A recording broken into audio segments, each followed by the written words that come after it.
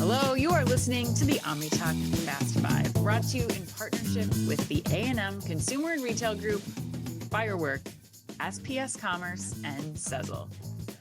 Headline number one, that's right, Dick's Sporting Goods stock dropped precipitously this week. According to CNBC, for the first time in 3 years, Dick's fell short of Wall Street's estimates on the top and bottom lines.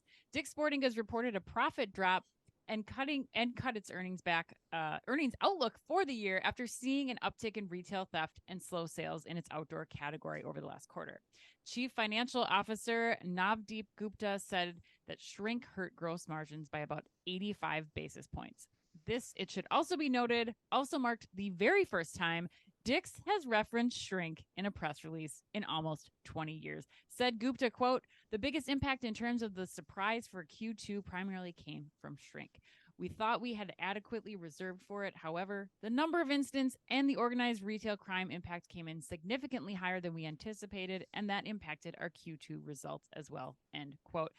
Chad, we're going to you first. Here it is again. We're talking about theft. What should Dick's and others in the retail industry be doing about this problem?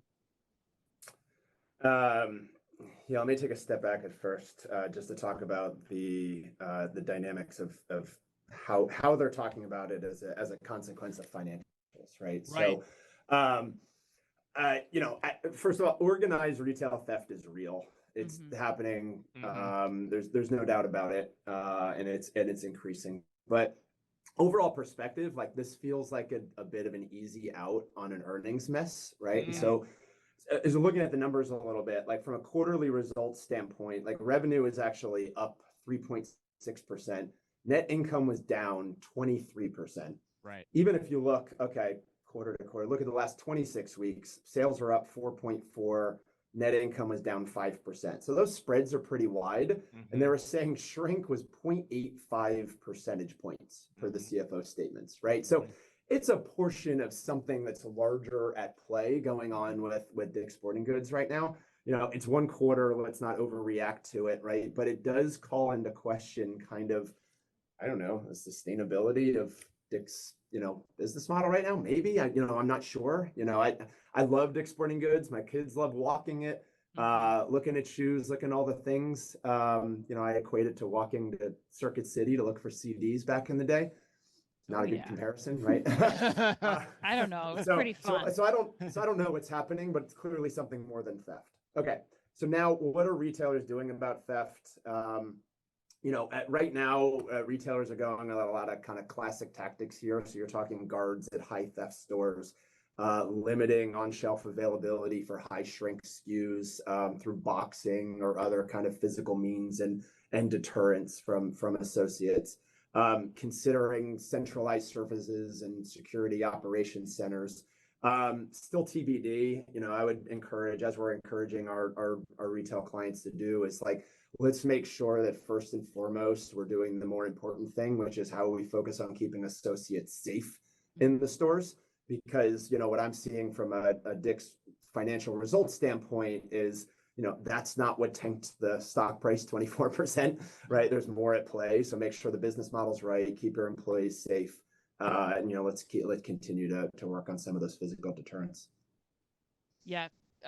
Chris, what are your thoughts here? Yeah, I mean, I think Chad always articulates everything really, really well. I mean, to me, the only other answers I would put in here, I think, in terms of combating the shrink issue and the theft issue too, because they kind of go hand in hand in a lot of ways.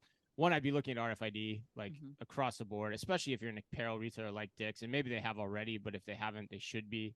But then, then from there, that at least gives you more confidence in the theft number versus the loss number, because you can understand in real time where your inventory is. You don't have to wait. There's talk in the article about, they doing the inventory count once a year, them trying to do that more often. Well, RFID would help with that to some degree. And so then, from there, I think then you have to look at other creative things like Chad mentioned, like, no one loves the experience of putting everything behind glass. Like, I was in the Walmart in San Clemente, California the other day. I couldn't even shop it because everything was under glass. There was no one around to help me, which is another problem in retail too, because so much of the store labor has been pulled out of the operation. There's no one to help. to get those products for you when you find that. So I think you got to start looking at other models. Like I think Costco's a great model. You have the club membership where they know who you are. It requires you to kind of identify yourself to come in, identify yourself kind of when you're going out too. I wonder if we don't start to see that play out more often throughout retail, especially because with loyalty programs being so much more prevalent than they ever have been in the past. I think there's a natural proclivity for consumers to be willing to adopt that from their retailers, especially in light of what's going on. So that would be my take. Yeah. Ben, anything you'd jump in and add here? Yeah, definitely. I think there's also, a messaging play here with it's typically been talked about as shrink, and now you see Dick's, you see Foot Locker and others using the word theft. And we've seen it in the headlines, and I think there's this element of speaking to the local municipalities where they're trying to get that word out there a bit more. Low impact right now, margin, but instead of having to change anything, can they, start talking about it more and, get to the local municipalities to do something like we're seeing in New York.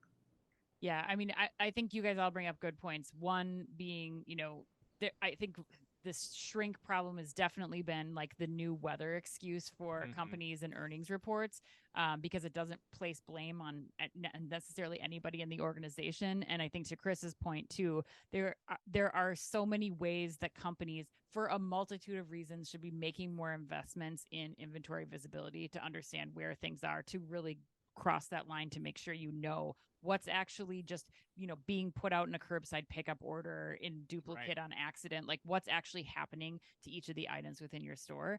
And then I think lastly, the impact that the outdoor industry did have, like that was this pretty significant thing. We have people revenge traveling right now, and they're going on big trips and flights. And I think it's just like everybody looking at digital grocery last year and this year, like the pandemic made people have to do outdoor things. They couldn't travel on airplanes. And I think that probably did have a bigger impact on the Dick's outdoor business, particularly that they also mentioned in the earnings report. So lots to get your head around here. But again, shrink being top of mind for a lot of retailers as we get these earnings reports back. Yes.